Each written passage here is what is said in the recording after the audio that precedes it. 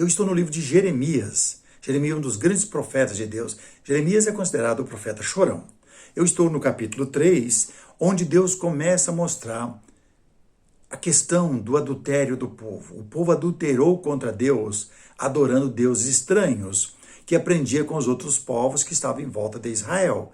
E Deus não admite isso.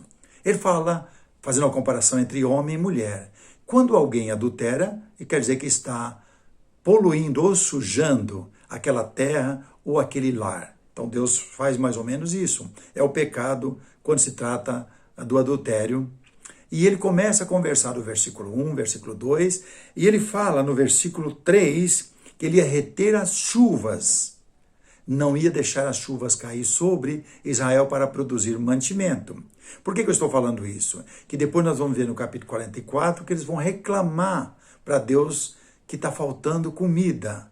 E aí eles vão tentar aderir, na verdade não para Deus vão reclamar, na verdade joga na cara de Jeremias que quando queimava o incenso, fazia nossos bolos para oferecer à rainha dos céus, nós tínhamos comida, tinha fartura, tinha tudo, né? E Deus fala que vai reter a chuva. Mas eles não vão lembrar. Olha no versículo 3 do capítulo 3. Pelo que foram retiradas as chuvas, e não houve chuva seródia, chuva de primavera. Mas tu tens o afronte de prostituta, e não quereis ter vergonha. Está falando que o povo tem o afronte de prostituta, não quer ter vergonha para parar de prostituir. Pois bem, essa aliança, nós reconhecemos que a aliança simboliza um casamento. A minha aliança aqui simboliza o casamento entre o homem e uma mulher. E Deus havia feito essa aliança. Então quer dizer que a aliança entre Deus e o povo está simbolizando que Deus é o marido, é o cabeça, é o guia. E que o povo é a mulher que deve estar acompanhando Deus, que é o cabeça. Esse casamento vai ser desfeito, não por Deus, mas vai ser desfeito pelo próprio povo de Israel, porque continuou na prostituição, adorando deuses estranhos. E chega uma hora que Deus fala para eles, eu vou dar carta de divórcio, porque vocês não estão querendo ficar comigo. Aí ele diz no versículo 7, e depois de ela ter feito tudo isso, ela é quem? Israel. Eu pensei que ela voltaria para mim. Ela quem? O povo de Israel. Mas não voltou. A sua perfida irmã Judá viu isso. Então Israel e Judá. Então Judá estava olhando tudo isso que estava acontecendo com Israel. E Deus pensa que Judá, que faz parte do mesmo povo, recebeu a mesma aliança, vai mostrar-se uma posição diferente. Aí ele diz no versículo 8, quando por causa de tudo isso que Israel está fazendo, né, contra Deus, a prostituição, por ter cometido o adultério, eu despedi a perfida Israel e lhe dei carta de divórcio. Nós conhecemos bem isso. Hoje, conversando com o marido e mulher que separa, e o que aconteceu? Tivemos que divorciar porque não deu certo o nosso casamento, ela tinha um comportamento, um gênero muito forte, tal. A única coisa que nós encontramos na Bíblia para haver separação é no caso de adultério. Isso é quando não se há arrependimento. Você vai ver aqui, ele vai falar que ele está esperando que haja arrependimento para que o povo possa voltar para ele. E ele diz bem assim, né? Depois que ele despediu Israel, deu carta de divórcio, aí ele fala no versículo 9, sucedeu que pelo ruidoso da sua prostituição, poluiu ela a terra, porque adulterou adorando pedras e árvores. Adorando pedras e árvores. Será que existe isso hoje? Sim. Quantos nichos de madeira são feitos, entalhado ou trabalhado pela arte do homem, feito pelas mãos, ou de pedra, que é um objeto mais trabalhoso, que está sendo vendido em proporção no nosso país ou no mundo. São muitos nichos menores ou maiores que as pessoas compram e levam para suas casas. E às vezes você chega em alguma casa, tem um canto separado, cheio de imagens desse tamanhozinho até maiores. É a mesma coisa. Estas pessoas estão prostituindo contra Deus. E Deus não aceita. Veja que ele fala um pouco mais. Apesar de tudo isso, não voltou de todo o coração para mim a sua falsa irmã Judá, mas fingidamente diz o Senhor. Disse-me o Senhor, já a perfida Israel se mostrou mais justa do que a falsa Judá. Aí ele fala para o profeta, vai, pois, e apregoa estas palavras para o lado do norte e diz, volta, ó perfida Israel, diz o Senhor, e não farei cair a minha ira sobre ti, porque eu sou compassivo, diz o Senhor, e não manterei para sempre a minha ira. Deus esperando arrependimento. Se há arrependimento, com sinceridade no coração, deixa a prostituição, então há o perdão para voltar a viver bem. Mas se não há arrependimento, o que Deus fez? Despediu, dando carta de divórcio. E você vai ver um pouco mais por que eu estou dizendo isso. Despediu. Então, está acabando o casamento que Deus havia feito com Israel e Judá. Aí ele diz no versículo 13, tão somente reconhece a tua iniquidade, reconhece que transgrediste contra o Senhor, teu Deus, te prostituíste com os estranhos debaixo de toda árvore frondosa, e não destes ouvidos à minha voz, diz o Senhor. Vocês não quis ouvir a minha voz. Pois bem, o profeta Jeremias sai pregando. E quando nós chegamos no capítulo 44, nós percebemos Jeremias sendo rejeitado por esse mesmo povo que Deus está aguardando que ele se arrependesse e voltasse para o Senhor. No capítulo 44, Jeremias está pregando, deixa a idolatria, pare de adulterar contra Deus, porque o Senhor não suporta. Isso é sujeira, isso é pecado. E vocês estão distanciando do Senhor e vem a condenação, e vem o castigo. No versículo 15, então responderam a Jeremias, todos os homens que sabiam que suas mulheres queimavam incenso a outros deuses e todas as mulheres que se achavam ali em pé, grande multidão de pessoas, como também todo o povo que habitava na terra do Egito, em Patros, dizendo, quanto à palavra que nos anunciastes em nome do Senhor, não te obedeceremos a ti. Antes, certamente, toda a palavra que saiu da nossa boca, isto é, queimaremos incenso à rainha dos céus, e lhe ofereçamos libações, como os nossos pais e nossos reis e nossos príncipes temos feito na cidade de Judá e nas ruas de Jerusalém. Tínhamos fartura de pão, prosperamos e não víamos mal algum. Não víamos mal algum.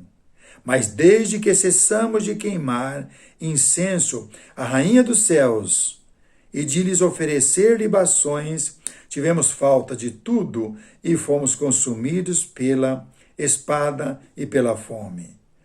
Quando queimávamos incensos à rainha dos céus e lhe oferecíamos libações, acaso lhe fizemos bolos que a retratava e lhe oferecíamos libações sem nossos maridos?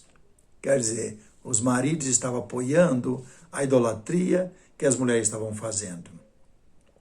Percebemos que Deus falou, eu vou tirar as chuvas. Lembra lá no capítulo 3, versículo 3? Vou tirar a chuva, até as chuvas de seródia, as chuvas de primavera, vocês vão ter problemas. Então, o casamento está desfeito. Por que ele está desfeito? Se você der uma olhada, quando eu mencionei várias vezes que Deus é o marido, o povo é a mulher, porque a gente vai ver isso fortemente no Novo Testamento. No capítulo 3, versículo 14, ele fala assim: convertei-vos, pois, ó filhos rebeldes, diz o Senhor, porque eu sou o vosso esposo.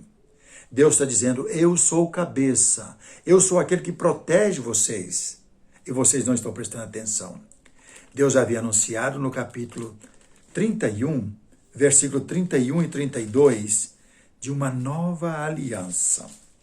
Essa nova aliança vai ser feita na pessoa de Cristo.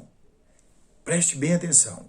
Abre os olhos. Deus já está falando da nova aliança que vai ser feita na pessoa de Cristo, para que a gente não erre praticando coisas da antiga aliança na nova aliança. Ele diz no versículo 31, eis aí vem dias, diz o Senhor, em que firmarei nova aliança com a casa de Israel e com a casa de Judá. Não conforme a aliança que fiz com seus pais, no dia em que os tomei pela mão para os tirar da terra do Egito, porquanto eles anularam a minha aliança. Não obstante, eu haver desposado, diz o Senhor. Porque esta é a aliança que firmarei com a casa de Israel depois daqueles dias, diz o Senhor. Depois daqueles 400 anos de silêncio, que o homem estava com sede do profeta, Deus suspendeu, não tinha profeta, chega o Messias. Na verdade, aparece João Batista pregando no deserto o arrependimento. Essa nova aliança, nós encontramos ela no Novo Testamento e podemos observar que vai ser um novo casamento que Deus fez com o povo de Israel, onde Cristo é o noivo e a igreja é a noiva. Efésios capítulo 5, no versículo 26 e 27 só. Efésios capítulo 5, 26 e 27 é uma forma bem clara de explicar para mim e para você como Deus fez e como ele a cumpriu plenamente. É uma riqueza muito grande. No capítulo 5, versículo 26 e 27, falando da pessoa de Jesus, que veio a nova aliança, um novo casamento, para que a santificasse, está falando da igreja, tendo-a purificado por meio da lavagem de água pura pela palavra. Quando você aceita Jesus como Senhor, aceita o plano perfeito que Deus fez na pessoa de Cristo, você se torna uma pessoa que tenha lavado o corpo das manchas do pecado com água pura. Para quê? Para apresentar a si mesmo igreja gloriosa, sem mácula, sem defeito, nem ruga, nem coisa semelhante, porém santa e sem defeito. Agora, a igreja é constituída por quem? Por mim e por você. Somos membros da igreja, membros desse corpo, que é a igreja que o Senhor vai buscar. Ele é o noivo e a igreja toda adornada, como a noiva, que é o assunto que ele faz uma comparação aqui, no capítulo 5 da carta aos Efésios, começando desde o versículo 22. Toda adornada para esperar o noivo. É assim que a igreja deve ser. E quais são os adornos que a igreja tem? Deus já deu os adornos. Você não precisa inventar nenhum. Nem eu preciso inventar. Os adornos que Deus deu é a santa palavra, onde você deve praticá-la para que possa ser revestido com essa roupagem limpa, aquela roupagem suja do pecado. É um novo homem, uma nova pessoa. Ficou no passado, porque o sangue de Jesus purifica todos quantos querem morar com o Senhor.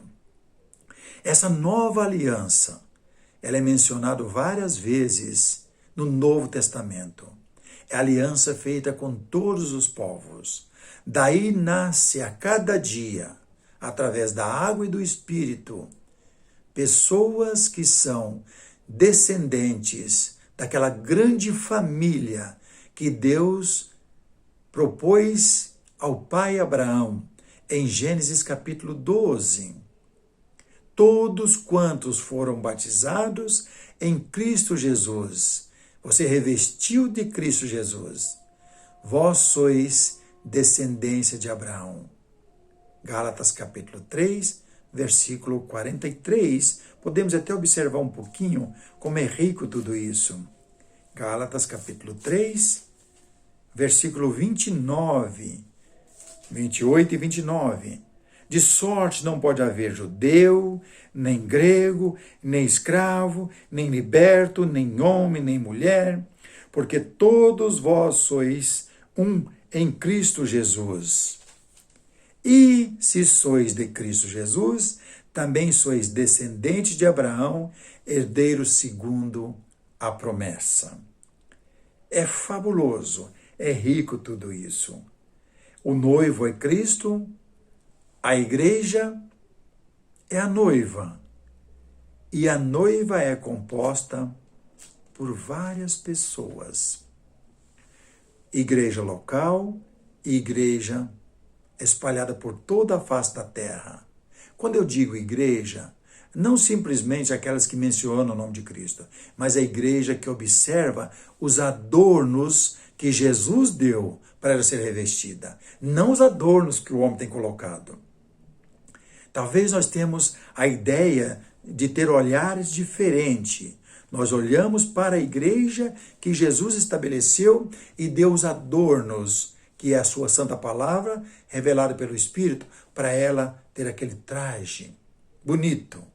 Lavou-se nas águas e vestiu a roupagem nova que Deus deu. Aí estamos, ligados a Cristo e a nova aliança. O homem tem adornado a igreja de uma forma diferente e às vezes até impressiona a outros. Olhamos o jeito que é feito, até admiramos, mas será que é a verdadeira igreja de Deus? Pelo fato de falar o nome de Cristo? Precisamos examinar as Escrituras. E quando chegamos em Mateus capítulo 26, percebemos aqui Jesus mostrando essa nova aliança. E ainda nós podemos observar que ele fala que essa nova aliança foi sancionada através do seu sangue. Hebreus capítulo 9, a partir do versículo 11, percebemos isso claramente. Mas também podemos observar aqui em Mateus, depois que Jesus chama os seus discípulos, na última Páscoa, diz para eles ir lá na cidade, a rua tal, vão achar um lugar, vão falar com o homem e vai celebrar a sua última Páscoa, numa quinta-feira à noite. E dessa última Páscoa, ele vai fazer com que nasça a Santa Ceia, que é a celebração que deve ser feita no primeiro dia da semana, quando a igreja está reunida. E assim vai estar lembrando da morte, que é baseada nessa nova aliança, que foi sancionada com seu sangue, o sangue da nova aliança, e daquele corpo cravado no madeiro, com cravos. E assim fala, façam memória, porque esta é a nova aliança. A nova aliança é feita com o povo, que é a igreja, que é a noiva de Cristo. Aquela que Deus havia desfeito, dado carta de divórcio da antiga aliança. E Deus fala em Jeremias 31, do versículo 31 e 32. Eis aí vem dias, que farei uma nova aliança, não conforme essa, que era baseada em sangue dos animais, mas no sangue do unigênito Filho de Deus. Aí ele diz no versículo 26 aqui, enquanto comia, tomou Jesus um pão, abençoando, partiu e deu aos discípulos, dizendo, tomai e comei, isto é o meu corpo. Um corpo. Lembra disso? Um corpo que vai ser sacrificado por mim e por você. A seguir tomou o cálice, tendo dado graças, o deu aos discípulos, dizendo: Bebei dele todos, porque isto é o meu sangue, o sangue da nova aliança, derramado em favor de muitos para a remissão de pecados. Por que ele disse muitos? E por que ele não disse todos? Porque não são todos que aceitam o plano que Jesus deu. Muitos querem chegar lá, ou todos querem chegar lá, mas não são todos. Muitos vão chegar para a remissão de pecado. E digo-vos que desta hora em diante não beberei do fruto da videira. Não é nem com fermento o suco da videira. O pão é sem fermento, já acabou de falar pão asmo, suco da videira, o fruto da uva, sem fermento, sem mancha, sem pecado, simbolizando um sangue puro e um corpo sem pecado. Da videira, até aquele dia em que eu hei de beber novo convosco no reino de meu Pai.